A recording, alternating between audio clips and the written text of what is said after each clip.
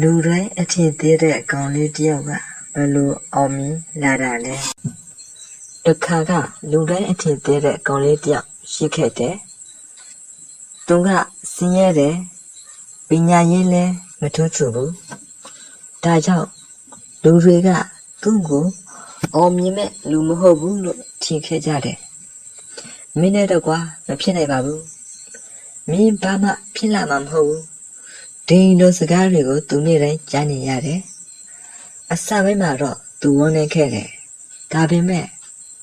ဒီနေ့မှသူစိုးပြချက်ချလိုက်တယ်သူများကိုတက်တက်ပြမဲ့အစား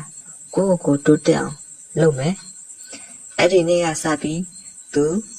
စာကိုဖတ်တယ်ကြောချင်မှုအသေးတွေကိုတင်ယူတယ်မအောင်မြင်ရတော့အလျှော့မပေးပဲဆက်ပြီးတော့ကြိုးစားတယ်ရက်တွေလတွေနှစ်တွေကြာလာတယ်တဖြည်းဖြည်းသူ့ဘဝကပြောင်းလဲလာတယ်တစ်ချိန်ကသူ့ကိုအထင်သေးတဲ့လူတွေကမင်းဘလို့အောင်မြင်လာတာလဲလို့ပြန်ပြီးတော့မေးလာကြတယ်အောင်မြင်မှုရဲ့ရှုပ်ဝဲချက်ကထူးခြားနေတာမဟုတ်ဘူးသူများရဲ့အထင်သေးမှုကိုအားအဖြစ်ပြောင်းလဲနိုင်ခဲ့တာပဲဖြစ်တယ်ဒီကစားကတော့လူတွေရဲ့အထင်သေးမှုကမင်းရဲ့ဘဝကိုမဆုံးဖြတ်ဘူးမင်းရဲ့ကြိုးစားမှုကသာမင်းရဲ့ဘဝကိုဆုံးဖြတ်ပေးလိမ့်မယ်မခံချင်စိတ်ကြောင့်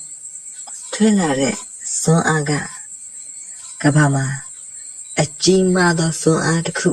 ဖြစ်တာကိုအမြဲသိထားပါ